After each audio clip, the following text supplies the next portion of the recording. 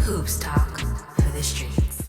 Let's move on to something good that's going on in the New York Knicks season. Even though it's been looked like shit for most of the year, there has been one bright spot, man, and I think all of Knick Nation could agree with this. It's the progression of RJ Frank Barrett, as I like to call him.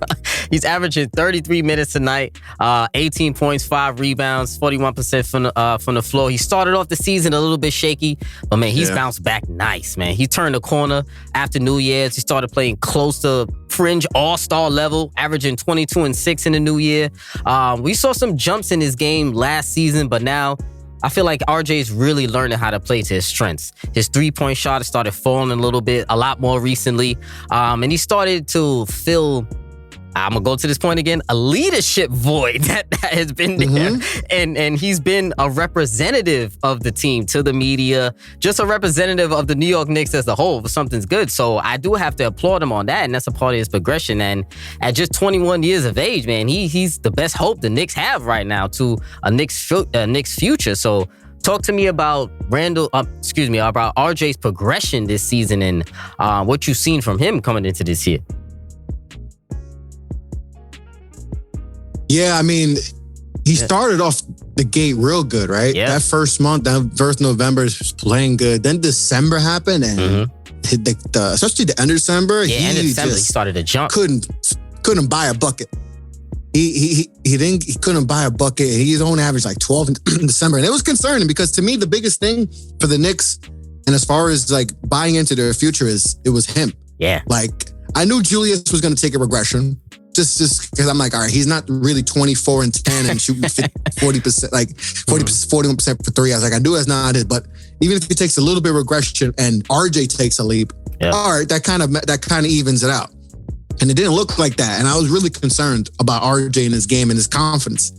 And same thing like last year, turn of the new year happens and he's starting to feel his game more. It's not, I always felt like RJ, everything's robotic. Like everything has to be set. It's got to be a set shot. That's why when people were so hyped on his corner three last year, I was like, yeah, but look at how open he was for a lot of those. Like, it's like, it's easy. You should hit your corner threes if you're wide open. Like it should be automatic. And he was for the most part. It felt like he was hitting that at a consistent clip. But it's when you got to take dudes off the dribble and all that. He wasn't doing that, right? He didn't have a lot in his bag. And then first time I saw like RJ has a lot more in his bag was in the Olympics when he's in Canada. Yes. And he put some dude in a spin cycle. I'm like, I need to see his that spin, RJ more. I like his spin now. It's upgraded. Yeah, and the ball handle. I was like, okay, like why can't we see that more? And that could be a lot of factors, obviously Tibbs and all that, and just him not being allowed because you got Julius who's a ball dominant player. But it just seems like the turn of the new year happened and he just said, you know what? F all this. I'm going to take over. Yeah. I'm going to show you why I was a third pick in the draft and why you guys should believe in me. And listen, there's a lot of motivating factors too. He's up for a rookie extension too. So don't think that don't play with guys. Oh, yeah. Like, he knows that in the back of his head. Listen, that check ready to be cashed. Exactly, bro. You know the deal, right? These dudes think about that. Come on, it's man. just, we're seeing a more confident player who's, he hit the buzzer beater against Boston, and he was, It's the confidence, the confidence that you talked about, and what I've noticed, what he's done remarkably well so far in 2022 is get more to the rim. From October to December, he was averaging 8 drives a game. From January to today, he's leading the team with 14 drives per game. Now, listen, that tells me right now he's being more aggressive, and I love to see it. I love the aggression. He's more confident, as you said. And when you start driving to the lane more, you get more free throws. You get rewarded by the refs. You get, and then you get to get more room in your jump shots. It's easier to get a step back. It's easier to get an open three. Everything becomes a little bit more opens up your game.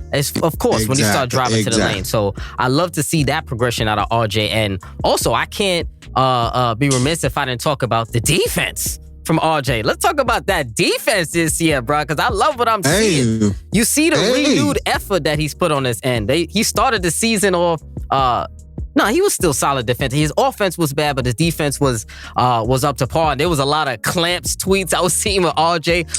Because he started off the season, it was against Tatum, right? And it was against Tatum. That first game he did good against Tatum. But JB did have 50. Jaylen Brown did have 50. Mm-hmm.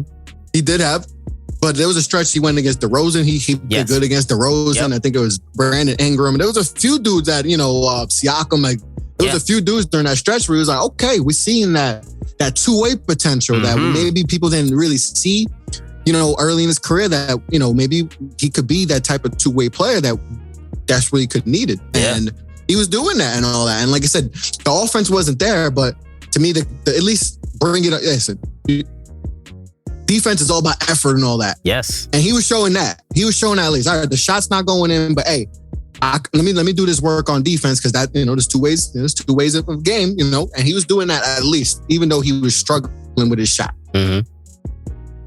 So I'm gonna ask you this: is it time to fully give the keys to RJ Barrett?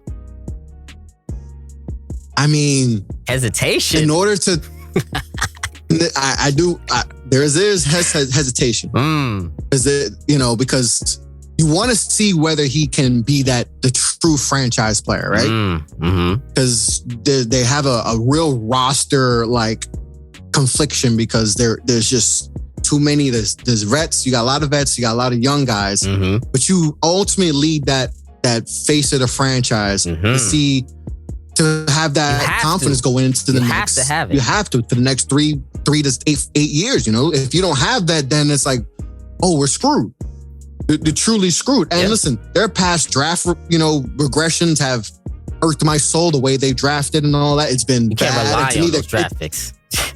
And that those misses are coming back to bite them in the ass right now. Like all those draft misses are catching up, and they've had to patchwork the roster with getting guys like Rose and Nerlens and always have to taking a chance on Randall and all that. They had to do that because they've missed on not just free agency, but the draft too. Like that's huge. When you're missing on guys like, Donovan Mitchell's and those type of players, hey, it's going to catch up. It's going to bite you in the butt.